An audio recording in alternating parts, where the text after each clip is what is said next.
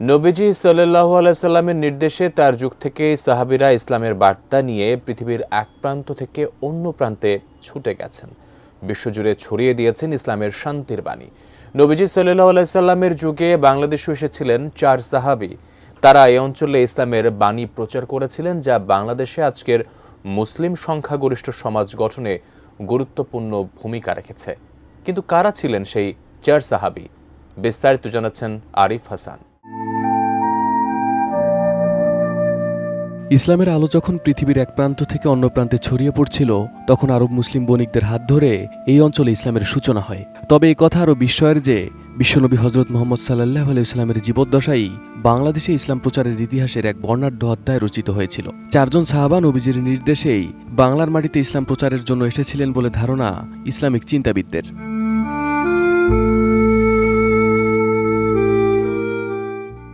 নবী সাল্লাল্লাহু আলাইহি ওয়াসাল্লামের জীবদ্দশায় তার চাচাতো মামা হযরত আবু ওয়াক্কাস মালিক বিন ওয়াহিব সহ আরও 3 জন সাহাবা চট্টগ্রাম, কক্সবাজার এবং মিয়ানমারের আরাকান এলাকায় আসেন। এই মহান সাহাবারা শুধু এই অঞ্চলে ইসলাম প্রচারে সীমাবদ্ধ থাকেননি, তারা এখান থেকে চীনের ক্যান্টন পর্যন্ত ইসলামের বাণী পৌঁছে দেন। চীনের ক্যান্টন সমুদ্র তীরে এখনও বিদ্যমান সাহাবী হযরত আবু ওয়াক্কাস রাদিয়াল্লাহু আনহু এর নির্মিত একটি মসজিদ ও তার কবর রয়েছে।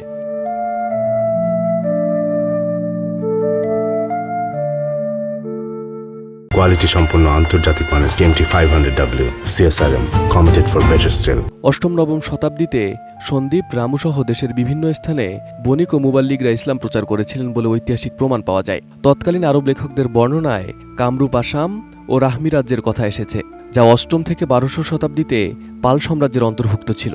এছাড়া রাজশাহী পাহাড়পুর বৌদ্ধবিহার ও কুমিল্লার ময়নামতিতে প্রাথমিক আব্বাসীয় যুগের মুদ্রা পাওয়া গেছে।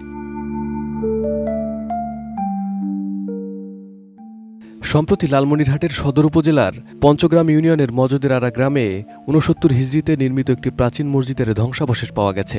উপকূলীয় চট্টগ্রাম ও নোয়াখালীর বিভিন্ন স্থানের নাম ও ভাষায় আরবি অপভ্রংশের প্রচুর উপস্থিতি এসব নিদর্শনকে আরও প্রমাণিত করে। ইসলাম প্রচারের কাজে এদেশে প্রচুর সংখ্যক আরব, ইরান ও তুর্কি মুসলমান ও সুফি দরবেশের আবির্ভাব ঘটে। তারা ব্যাপকভাবে এদেশে বসতি স্থাপন করেন। তাদের বংশধর বৃদ্ধির মাধ্যমেই পরবর্তীকালে বাংলাদেশ মুসলিম সংখ্যাগরিষ্ঠ হয়। সুতরাং একথা পরিষ্কারভাবে বলা যায় যে এদেশের মুসলিমরা সবাই তফসিলি হিন্দু বংশধর নয়। হিন্দুদের মধ্য থেকে যারা ইসলাম ধর্ম গ্রহণ করেছিলেন তাদের অনেকেই ছিলেন রাজ পরিবারের সদস্য। অন্যদিকে আরবরা এদেশে এসেছেন ব্যবসায়ী হিসেবে, আর সে সময় ব্যবসায়ী অর্থাৎ সওদাগররা ছিলেন সমাজের শ্রেষ্ঠ সম্মানিত ব্যক্তি। চট্টগ্রামে ওই সময় একটি মুসলিম রাজ্য স্থাপিত হয়েছিল বলে অনুমান করা যায়।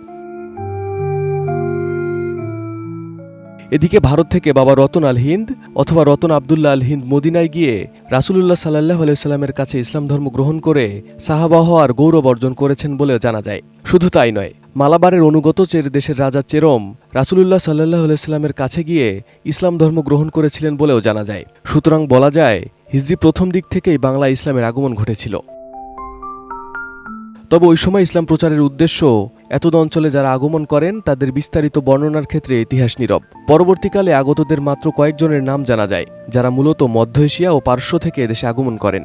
তাদের মধ্যে শাহ মুহাম্মদ সুলতান বলখি, শাহ মুহাম্মদ সুলতান রুমি, বাবা আদম শহীদ, শাহ মকদুম রূপস, শাহ নিয়ামতুল্লাহ বুৎসিকন, জালালউদ্দিন তাবরিজি এবং হযরত শাহজালাল রহমতুল্লাহ আলাইহি সহ আরও অনেক মুবাল্লিগের নাম ইতিহাসে এসেছে, যাদের দাওয়াতি তৎপরতায় বর্ণবৈষম্যে অত্যাচারিত ও শাসক নিপীড়নে বিপর্যস্ত হিন্দু বৌদ্ধরা ব্যাপক হারে দলে দলে ইসলাম ধর্ম গ্রহণ করেন।